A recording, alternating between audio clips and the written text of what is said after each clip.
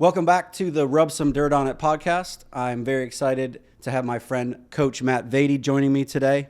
Matt, thank you again for being here. It's an honor. Can you just kick us off with a good foundation of what sports you coach? How many kids do you have? What do you do for a living that allows you to coach? Kind of give us that rundown, and then we can just have a great conversation about sports. Excellent. Thanks again for having me. So I coach football and baseball. Been coaching football for, 5 or 6 seasons, baseball for 8 to 10 seasons now, and that's mostly a byproduct of the fact that we've got the spring and the fall every year, right? So even though my son's only 11 years old, I've coached 8 to 10 seasons of his baseball because it's kind of nonstop, right? And so and I've coached some other teams as well that my son was not on. I have one son, he's 11 years old. I have a daughter who's 13. They both fill my cup in unique ways. She's my creative. She does all the fun stuff like this. We like to do art. We like to read. We like to do all that, which fills my cup there. He's my little athlete that helps me to stay involved and stay active. And, I always joke, I like to get out there. When it's time to get the arms up, I want to get my arm up too. I want to play. I want to take grounders. It's just a nice way to keep you young. In addition to coaching is the ability to still get out and throw a ball around every day. Yeah. So what do you do that gives you the flexibility to coach? Well, I'm an entrepreneur, so I own multiple companies, and so my work day is very flexible in that, it's the old small business adage. You can, once you own a small business, you have the flexibility to work whatever 80 hours a week you choose. So, no, I don't work a lot these days in terms of hours, in that I do try to strike that balance of, again, I've got a daughter I want to spend time with. I've got a wife I want to spend time with. I've got my son that I'm constantly dragging back and forth from practices and trying to plan for practices. So it's a lot, and I certainly don't want work to overrun those times because they're so important at this stage of life. Do you have any tips or keys to managing that schedule?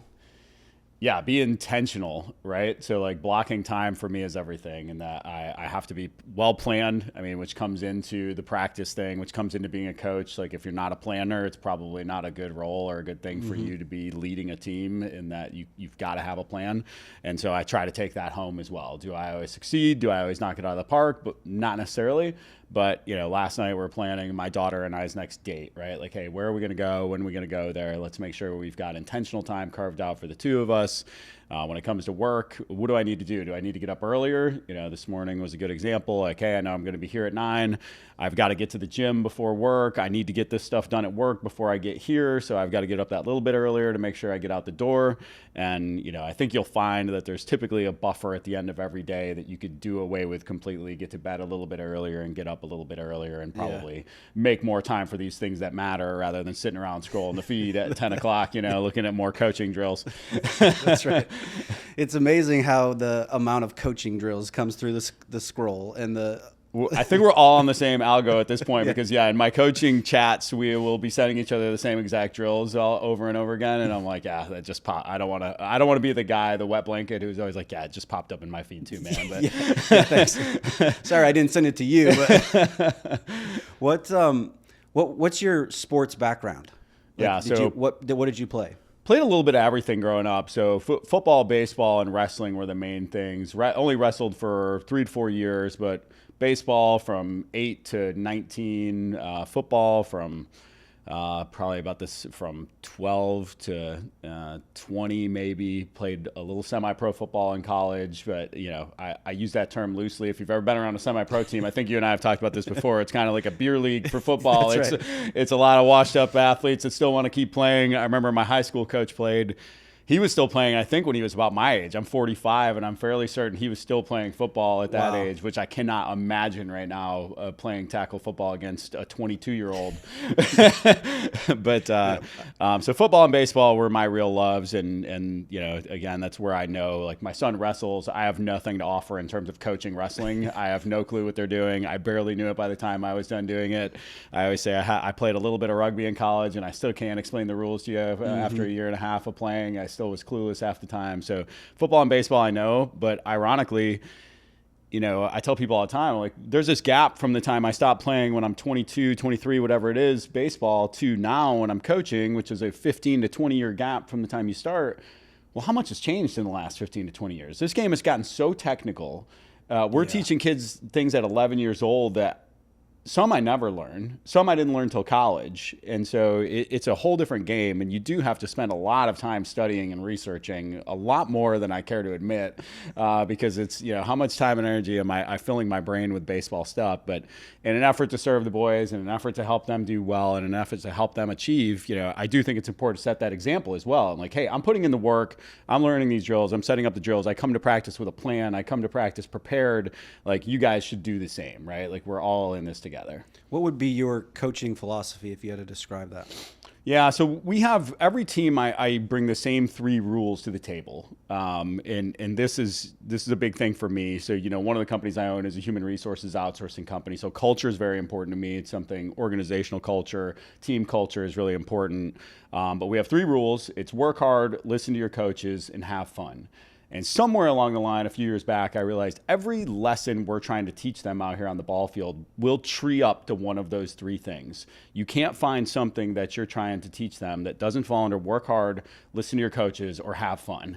And so this just allows us to tie everything back to a core principle every time we're, oh, hey, you didn't run between drills. What's rule number 1, bud? Like, you've got to follow rule number 1. And now we're in a unique spot in that. So I've got a travel team that I'm the head coach of, and they're all going out to their little league teams and their rec teams right now. And so we had a practice last night with our travel team, and I'm reinforcing these rules. And I'm like, your coaches on your other teams are not going to have these rules. And sometimes they're almost intentionally not going to emphasize these things because they want to see how you act on your own. Are you now walking between drills because Coach Matt's not there telling you to run between drills? Well, guess who's noticing that? Your other coaches. And guess who's going to notice that in the future? Your coaches when you're trying to make the high school team and what have you. And so if we can just try to instill those like core values in them that they can take, and then again, I always say it's never about baseball. Like, none of this is about baseball, right? Like, if we can create disciplined young men who work hard, listen to their coaches, and have some fun along the way, then we're going to create a great group of young men. That's right. And the other part of it is it gives them opportunities to practice leadership, right? If they're taking what you have been teaching them, and then now they are on their rec team, they have that opportunity to be the leader, to be the one that's setting the example and letting the other kids follow. Because Absolutely. Typically the kids that are playing travel ball in a serious way, they're going to be the best 1 or 2 players on that other rec team. Yep. So it is very important for them to kind of set that tone.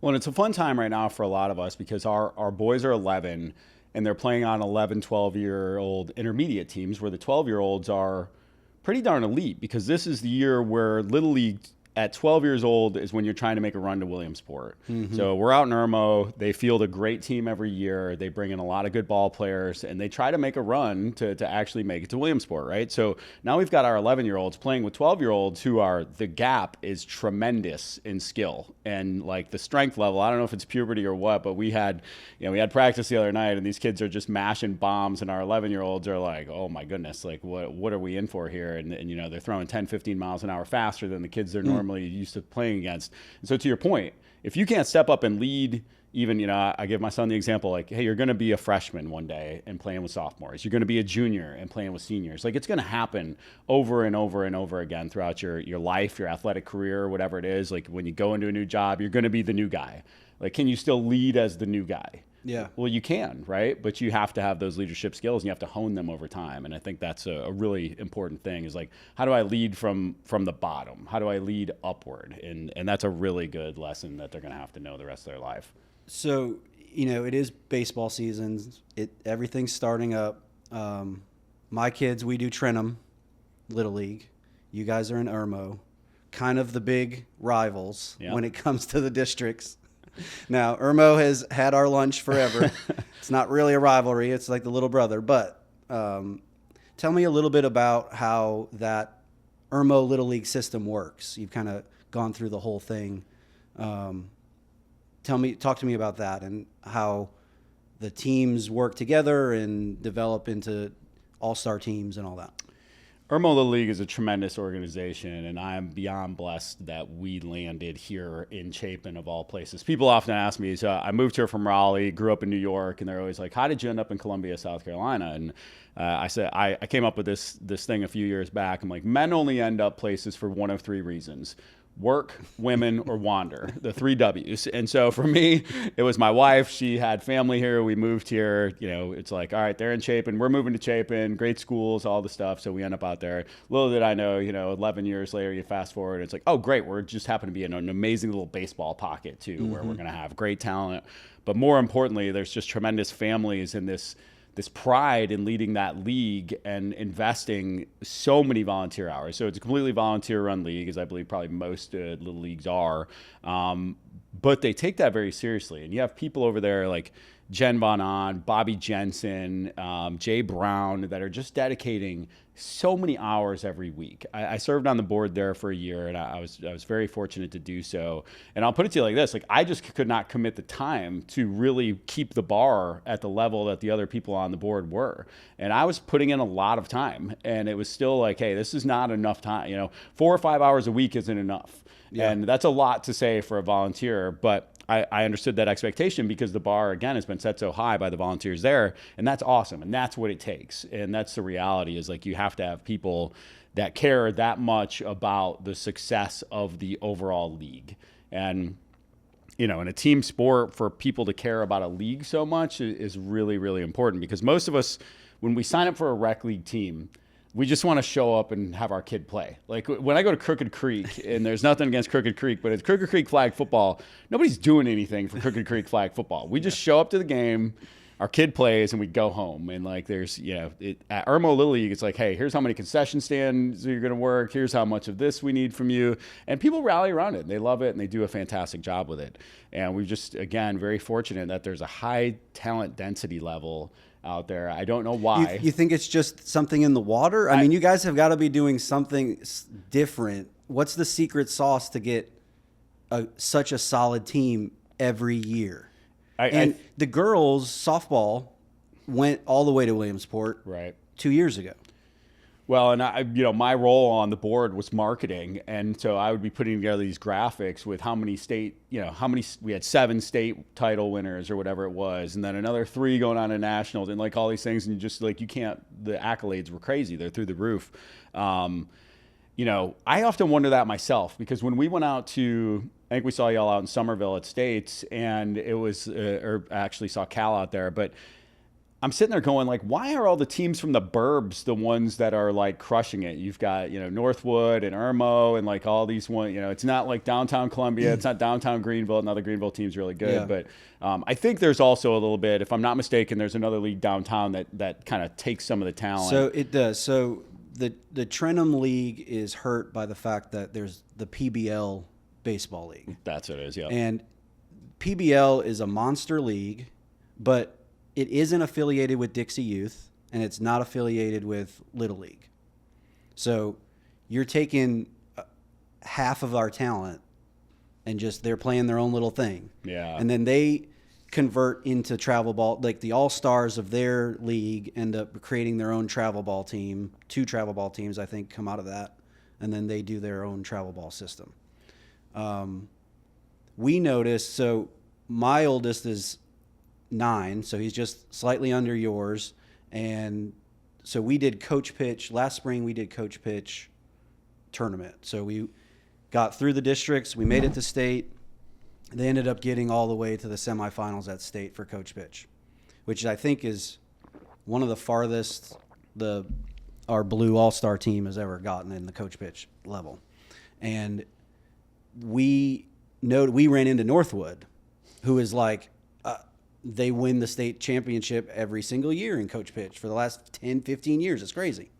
And what we've gathered is that they've created a travel ball team, and those kids on the travel ball team are the all-star team that goes and competes. So they're playing with each other, 10 months out of the year outside of that one tournament. And we basically took our 12 kids out of the 144 kids we had and, okay, guys, you got 2 weeks to learn how to be a team. Right. And, okay, you've played first base all year, but now you have to go play center field. So it's one of those things where we try to follow the rules. And in that essence that we don't have a whole travel ball team designated for a specific all-star team, right? Right. We try to spread it out. Now, because of this other model where it all flows into a travel ball system, we're like, okay, we need a travel ball team connected to Trenum as well. So we've been able to develop that and work with Richland County. So it's not the same travel ball fees. It's just pay for your uniform, pay for the 1 or 2 tournaments that you're able to go to, but allows the kids to practice more here or there. Right. And the focus of, we're going to teach you real fundamentals on how to round the bases and how to pick up the coaches as you're rounding second base and where to throw the ball in certain situations and bunt coverages and all the other stuff that goes along with it that you certainly can't cover in an hour and a half of practice once a week. like that. Yeah, and let's talk about travel ball for a minute because it's getting this terrible narrative, it right? It does have a bad narrative. It's getting like, hey, you'll see the talking heads nationally, any coach that can get a podium and get on X and get 20,000 followers will talk about how travel baseball is ruining baseball and all it is a big cash grab and all these things and like ruining families. Right. And there may be more truth to that. I had an assistant once who was like, we were talking about how many tournaments we're going to do. And he's like, how many times I come to the ball field one year after the next and I see, first the couple was together, now they're split, it's getting worse over the years, and like this played into it, right? And it can, because you see some of these guys. I remember coaching with a guy once, he's like, yeah, my son's going to play 100 games this year. And it's like 100 games for, at the time he was 10. Oh my God.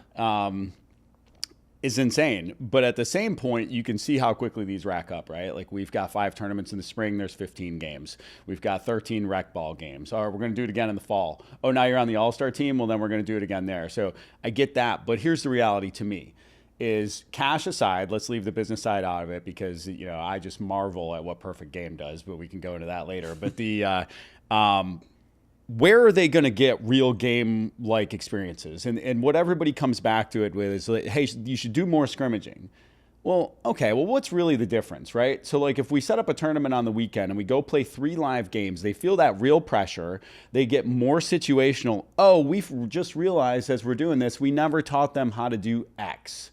And great, so next practice, we're going to go in and we're going to install X. We would have never come to that realization that we had not coached them on that yet, or that it was going to come up more often than we thought, unless we went out and played some games. Oh, and guess what people like to do? They like a little pomp and circumstance around it. Moms, dads, we all like to go out there to the tournament on the weekend, have a little bit of fun, bring the kids. To me, one of my favorite parts about baseball is watching the sisters play.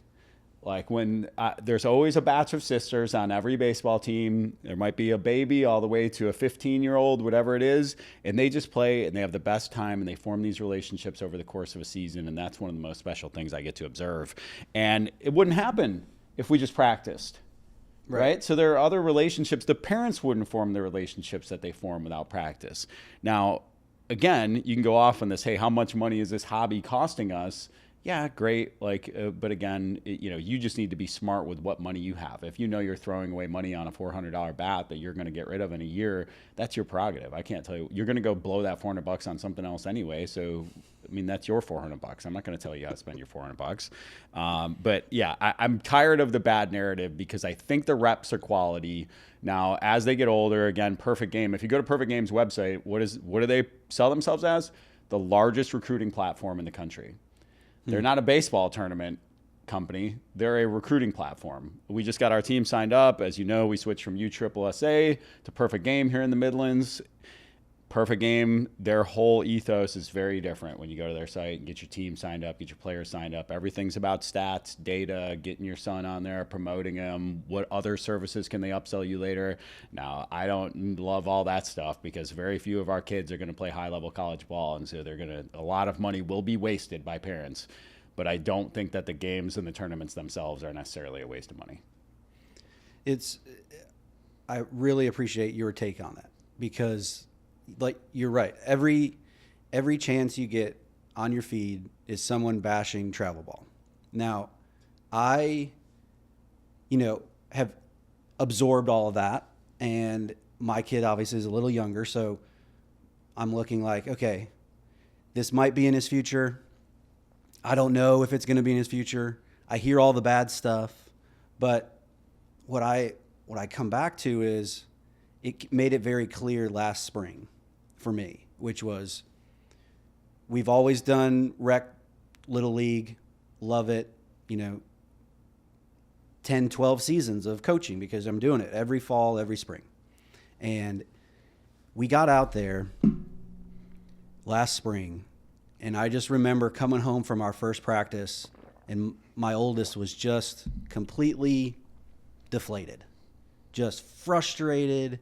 We're not going to win a game because there was literally one player on the team that he could play catch with outside of his younger brother, who happens to be pretty good.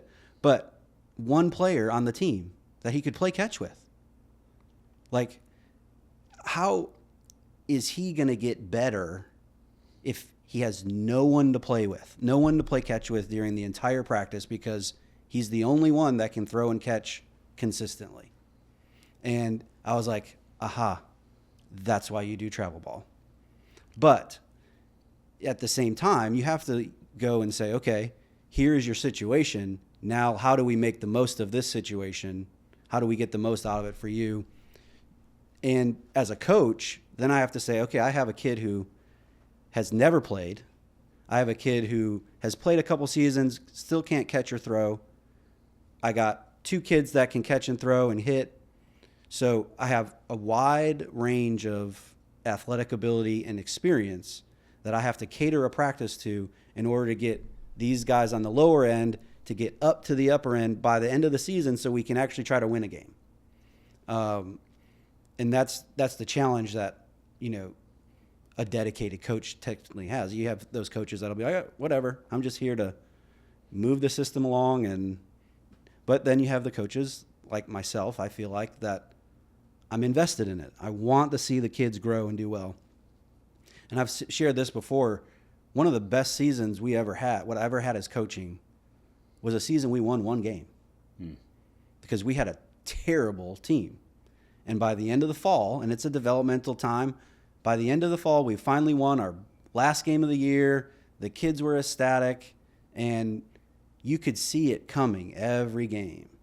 And you had to keep them fighting through, losing by 1 run, having the other team come back and beat us at the end of the game. And it's just like those moments where you can see the progression of the team, I think are the most satisfying for coaches in our situation, where it's just you're out here trying to develop kids. And yes, winning and losing isn't everything, but you want to win. They keep score. Right. And rec ball has such a unique, let's talk about the pros and cons of both, right? So rec ball, so for me, if you go all the way back, grew up without a father. Coaches were some of the most important male influences in my life. 100% the reason I coach is because I pray that I can have an influence on a couple young men the same way that my coaches did to me. I would have no discipline in my life. I would have no understanding of what it takes to work. I would have no understanding of like the amount of pain you can really tolerate to go after the things that you want without coaches believing in me, pushing in me, investing their time and energy into me. And again, very rarely were they getting paid, and if they were getting paid, it wasn't a lot, right? I mean, I can't imagine. I think back to like, what did my varsity assistant coaches get paid, if anything? Because in a small town, the same guys that coached me in Pop Warner were at least assistants on my varsity team by the time I got there. Yep. So I had the same batch of dudes. We were running the same offense from the time I was a 9-year-old until I was an 18-year-old. Like it was, it was nothing flashy, but it was the same thing, and damn, were we good at it. But so that's important in that you don't know who you're going to reach there, and the development is very different, right? Like I'm going to see a young man who couldn't throw a ball and catch a ball properly progress into where he can play a quality game at catch, and he's going to feel great about it at the end of the season. And one season at the end, I got a nice note from a mother who said, you didn't know this, but my husband passed away just before the season started. And my son told me after the season was over, like, I really, really like Coach Matt. He reminds me a lot of Dad. He was strict but fun. He kept us disciplined, but he also made it a good time for us to come out and play ball. And, like, that was one of those things where you're like, how much more time am I going to volunteer? How much more time and energy am I going to put into this? And then you get a story back from a parent. You're like, all right, it's I'm doing what I was called to do, right? Yeah. And so like I feel good about that. And that's where rec ball is like, hey, I can take little Johnny. He's gonna have a great time. Like I have some kids. Like one of the parents just submitted me the other day. Like he doesn't like to practice outside of practice, and I'm like, as a competitor and a coach, I'm like, awesome. Like that's great. Like he's just not going to play baseball, and that's awesome. He's going to enjoy his time at Little League, and he's not going to play baseball after that. That's what's going to happen, and that's great. And a lot of people have a great memory of that. And then we have other kids. So let's flip it over to travel ball. Where why do I love coaching travel ball? Because we can instill a culture.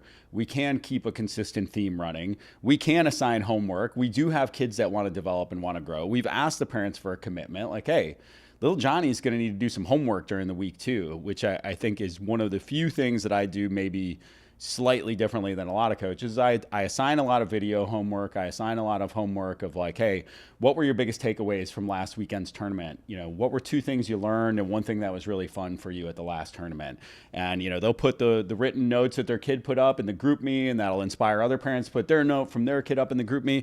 And then I took all those notes after the first tournament, put them into a document, shared them with the whole team, said, hey, here's all the lessons all your teammates learned from the last tournament. Now let's all learn from each other. And so we're also modeling that behavior of, hey, we're going to learn from our peers, and we should be getting coached by everyone around us.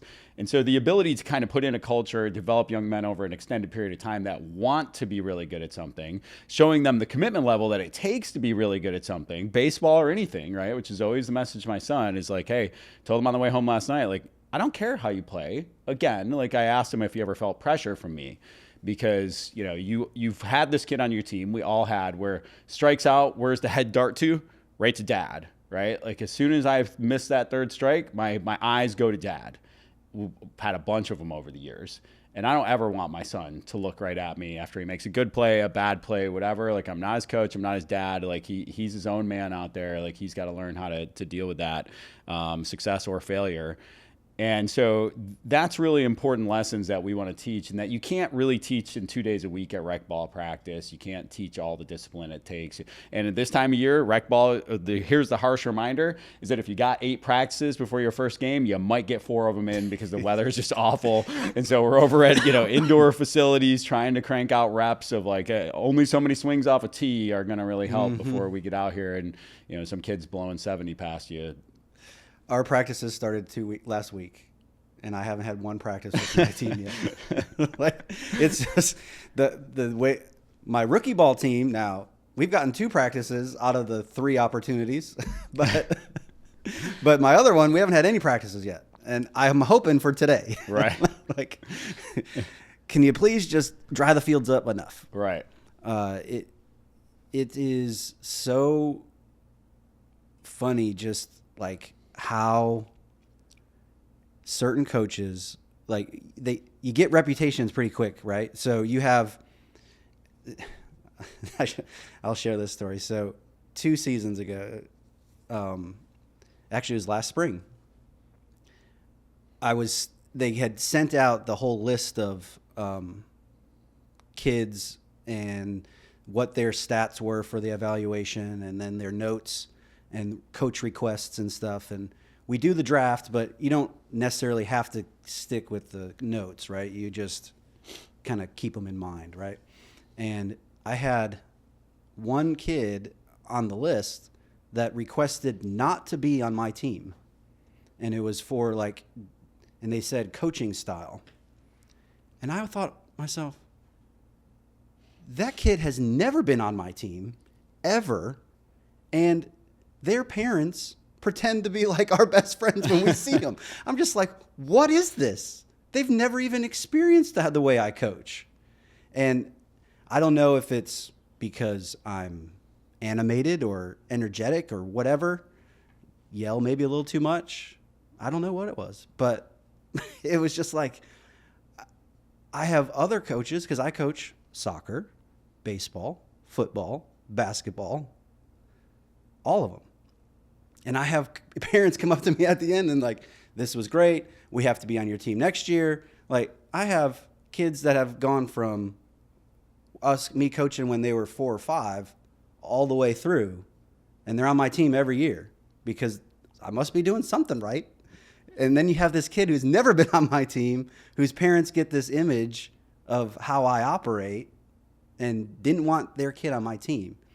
And it stung a little bit. I mean, I definitely have done a lot of coach reflection, right? None of us want to live vicariously through our sons and even our daughters. But so I don't know what people's perception is, but it's like, well, I'm just going to keep doing me and it'll be fine. I actually caught a clip of one of your recent interviews, and you guys talked about how, high-level athletes are never the ones living vicariously through their sons. I'll give you a different angle on it because I disagree. The higher-level athlete you go, and I think this goes for all levels, right? So, like, I was a pretty mediocre athlete by all measurable standards. Like, I was fine, right? But I just want my son to be better than I was. And I think that every dad, whether they were a Cy Young Award winner or a freshman baseball player, just wants their son a couple rungs up the ladder from where they were, right? Like Bobby Bonds wanted Barry Bonds to be better than him. And did he bring him around the game a lot? Yes. Like, are they maybe a little calmer and cooler and understand, like, hey, I don't yell at my kid from the stands. I wait and I coach and I discipline him at home and we do it at practices. Yes, they're way more tactful because they've been around the game a lot longer and they understand how parents should act and what turns people off. That does not quell the competitive fire that is inside of them. Quite the opposite, actually, has been my experience of, like, I coach with maybe one of the calmest, coolest guys on the face of the planet, Jay Brown, great friend and just tremendous baseball guy. But there's no greater competitor, like, at everything. He always is the coolest guy around. But, like, if there's a fantasy football league, all of a sudden you'll see him making a trade at 10 o'clock at night. And you're like, wait a minute. Like, I thought he didn't even care about this. But it's like, no, he cares about everything and he competes at everything. But he's just cooler about it, right? And so I think that's the thing that people are leaving behind is, like, if you're maybe a little bit lower down the totem pole, maybe your intensity shows at the wrong times because you never saw at a high level, like, how a parent should act around their players. And so, again, we tell the parents this all the time. Hey, if your son and my son are the same exact player and you lean on the fence and yell at your son all practice and every game, and I just sit out in left field and pound sunflower seeds and don't worry about it, which team do you think the coach is going to want to, or which player do you think the coach is going to want to take with him to All-Stars, to travel, to the school ball team? Like, they don't want you if you're a pain. Like, right. I mean, your son has got to be the best for you to be a total pain and for them to make the team. And that's pretty rare, right? And there always comes a reckoning point, whether it's high school, junior high, college, pros, like, that always comes to a head somewhere. And so you just need to find where your ceiling is with that. So it gets me thinking about, like, certainly I understand that take and I agree with it in terms of I saw this, quote around Father's Day one time, and it was, the only man in the world that is rooting for you is your dad. They're the only ones that want you to be better than them. And that take is very true. And the element of it is we all want our kids to be the best possible version of themselves. Now, we have people in our lives that have helped us grow and learn and develop and become who we are. Like you said, you didn't have a dad growing up, but you had lots of male influences. Your mom was certainly a strong influence on you and made you who you are. And it's just one of those things where people are who they are. And some people are smarter than others. Some people are calmer than others. And it just boils down to how are the parents going to raise their kids and the reflection that the kids are going to get off of them. So someone commented on the vicariously clip about LeVar Ball. Right. And I was like, that's a good point. How do you explain that? Well, I had never heard of LeVar Ball before that. He obviously didn't feel like he lived up to his success. And you can tell how he's living vicariously through his kids, right? But success is different for you than me, then everyone's version of success is different. So you could have gotten to a point in your athletic career that you felt like, I made it, I was successful. But it wasn't as successful as somebody else who might think that their level of success or however they got, was that satisfying to them, or was it not satisfying to them? And you also have people who are, ultra competitive that will flip the game board over if they lose. And it's just like, well, dude, grow up. Well, some of that stuff's DNA, right? Like I think you mentioned soccer as one of the sports you coach. Like if you ever been to a youth soccer when they first start and they're 5, 6, 7, 3, heck, I don't know, soccer starts them young, but there's always one kid just he's like chewing on the ball. He's running back and forth, just scoring goal after goal after goal, while everybody else just doesn't even know what's happening. Right. And that kid, I know every one of them that we've played against, they're great athletes today. I've known them from the time we're 5, but they're just a dog on a bone. Like you give them a ball, they're going to make it happen. My son wasn't that dude. So and will he ever be? Probably not. But to your point, there's lessons that I learned of hey, what I wish I would have done differently is this. And here's what I think you could do.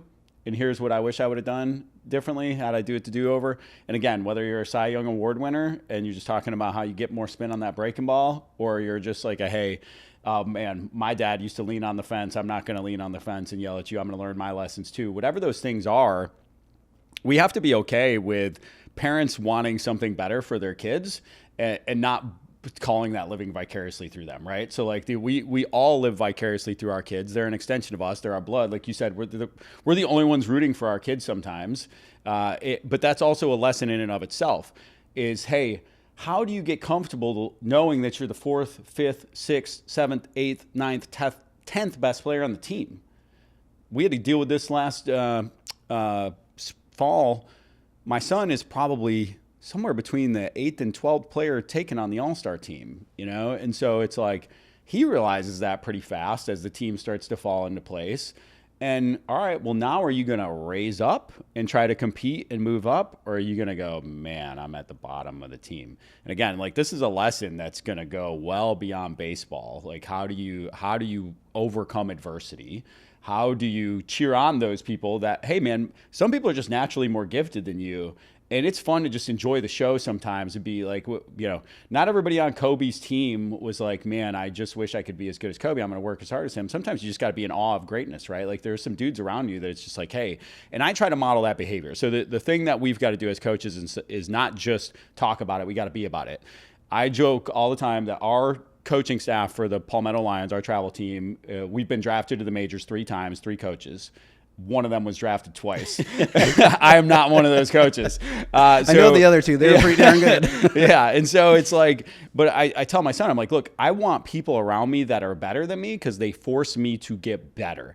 And I'm going to cheer them on. I'm going to be their biggest fans. They're 2 of the best humans I've ever met, Calvin Beeman and Jay Brown, just awesome, awesome guys. And they deserve to be here talking about this more than me because they will hopefully be on the podcast. So Calvin, Jay. Yeah. And Calvin. Your seats on the couch. Yeah. And both have legit coaching experience. Jay up in the Cape Cod League. Cal moved here, was an assistant of the softball team, assistant coach of the softball team after playing for UNLV in Texas. They're bad dudes. And I love to be around them. I love to get their perspective. My job is almost more what was it, Herm Edwards down in Arizona State? You're clearly the organized one. Right. I just get it organized and get them in a position where it's I want to make it easy for them to show up and pour into the boys. Yeah. And so if I've got a good, and I was even kicking myself last night. This is the level of detail that I get upset about is I didn't have the rotation right last night. I had all the drills set up, but I didn't necessarily had a good trigger for when are we moving from station to station because we were into 2 bullpen cages. And I didn't have the order very well, and it got a little clunky, and I was that put undue stress on the boys and them, and so that's on me, and I need to make sure that I've got that a little bit tighter next time, because again, I want to put them in a position to pour into the boys. I want to make sure the boys know how awesome they are, right? Because assistants sometimes, I'm an assistant on a team right now with for rec ball, And the assistants sometimes, especially in rec ball, like they won't even know my name by the end of the season, half of them. And so, you know, some days I want to be like, hey, what's my name, bro? Like, I was just like, you know, because half of them, you know, the assistants are just kind of like, hey, who's this guy? Is he a coach or not? Like, was he another dad? Did he get pulled in here? And so it can be random at times. So I want to make sure these guys know what they're getting, what they have access to, and to pay attention. And it actually worked so well. My son, I asked him for some feedback last night on, hey, what's the difference between my practices and Coach Jay's practices? And he said, well, Coach Jay's a little bit nicer when we do things wrong, which was, I mean, whew, boy, you want to talk about, I was like, all right, well, that hurts. Like, I got to chill out on these guys a little bit. You know, we're trying to instill this environment of fun and all these things. And then the feedback is Coach Jay's nicer when we do something wrong. But then he also said he teaches us at a higher level because he played at a higher level. And so do I think that he necessarily teaches anything differently in a practice than I do?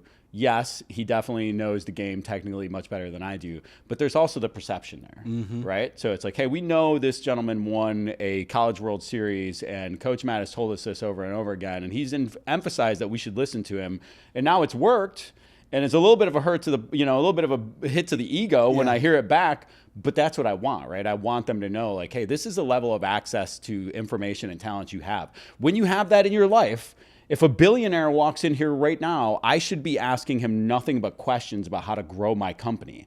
I shouldn't be trying to swell up my chest and show him how awesome I am and how great my company is. Like, I should be looking to him for information because, again, we go back to whether it's my dad, my coach, any other influence in my life. They've made the mistakes. They've got the battle scars. They can help me to avoid those things. I should be looking to them for that information. If you're 11 years old and you can learn that lesson, man, life's going to get a lot easier. It's a constant conversation with your kids. Obviously, it's just parenting. Yeah. But the more you can integrate those conversations, because you can't just tell them something one time. We know that. So you got to just always be talking about that sort of stuff. How I want to touch on your practice plan a little bit. You've mentioned multiple times, lots of drills. What does a typical practice look like, and how do you get through it in an hour and a half? Is that a typical time frame? Yeah, so hour and a half to 2 hours, depending on it. And what we'll try to do if we have 2 in a week is structure like, hey, this day is going to be a little bit more live reps. This day is going to be a little bit more drilled out. That way, you know, because if you're trying to fit a scrimmage, a bunch of drills, and a bunch of, you know, bullpens into one session, it gets very frustrating very quickly. The time slides by. All of a sudden, things start getting thrown to the side, and you go, oh, man, that took longer than we thought. So if you think about it in terms of like, hey, one day a week, we're doing more live stuff. We want them to see, you know, we want guys throwing off the mound. We want guys hitting off live batters. We're going to get some reps in, but not to the level that we are on the other day.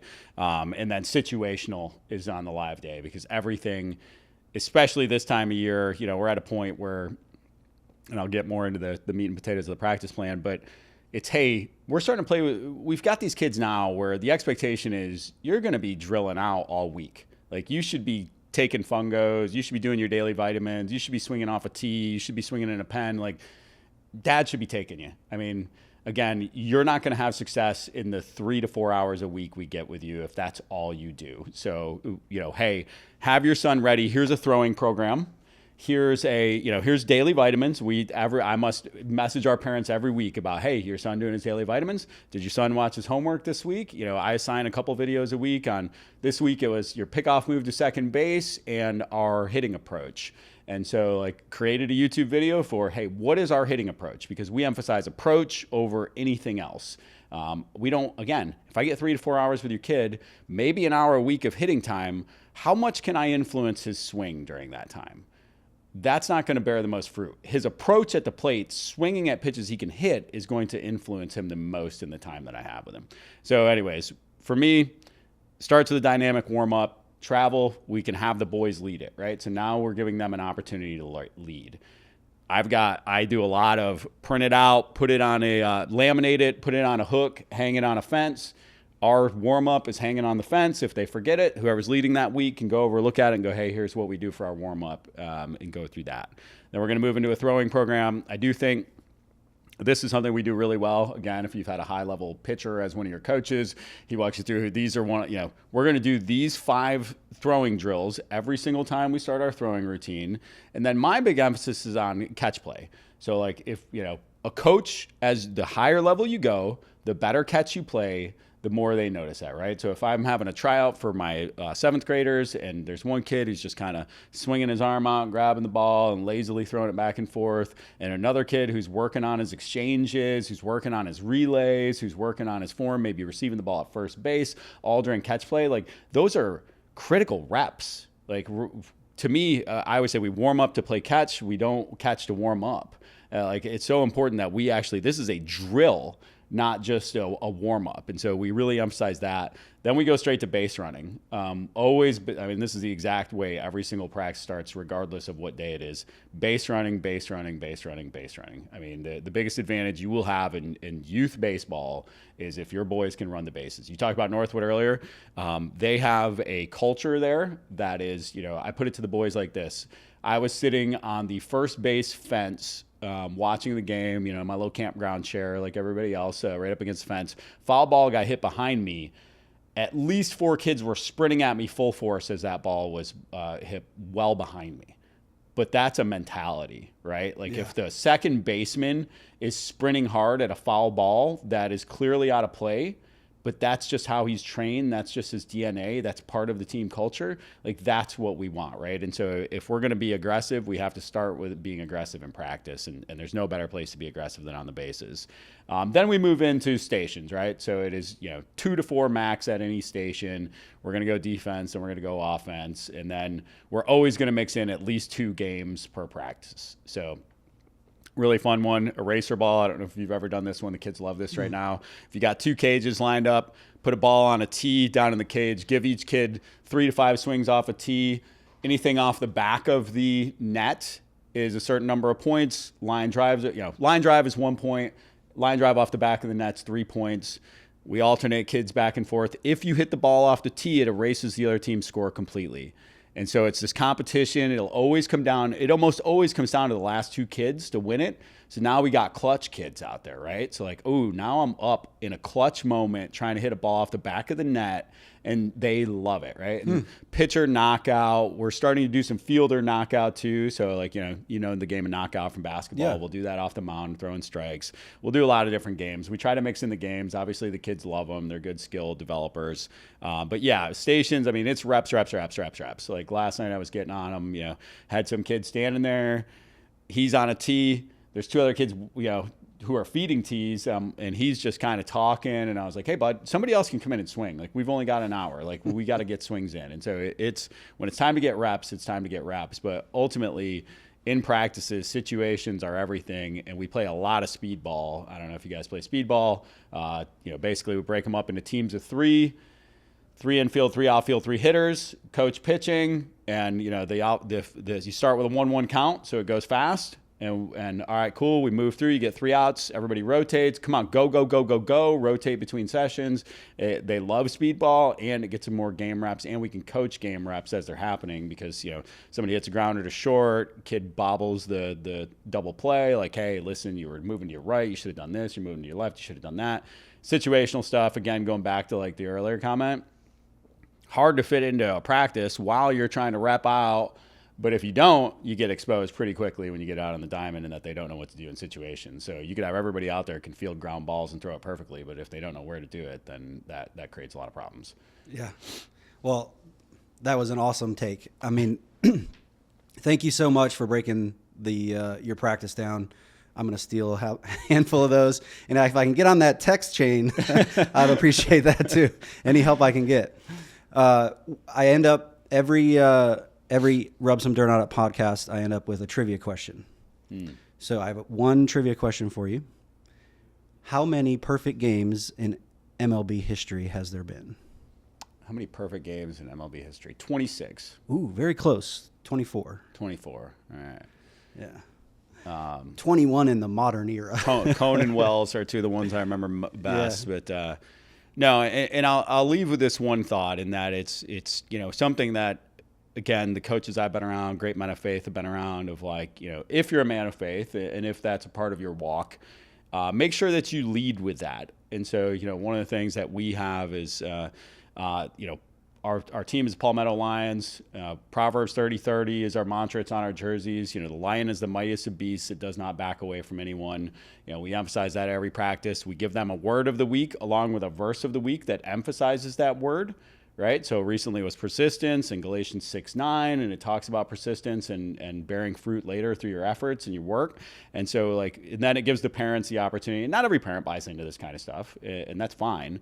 But again, is this I need every kid to have been, blessed by me being around them? No, I just need, I need to get through to one guy at a time, right? And if I get through to one guy, maybe I bring a kid down further with his walk with Christ. He doesn't get that at home. Maybe somebody, we emphasize it and they're in the Bible a little bit more because they checked out that verse and they moved it forward. But what I learned that a long time ago is it's not a place to be scared. It's a place to be bold. It's a place to lead with what matters, not baseball, right? Thank you so much for that. You inspire me too, just so you know. This was Matt Vaadi. Thank you guys so much for tuning in to the Rub Some Dirt on It podcast, and we'll see you next time.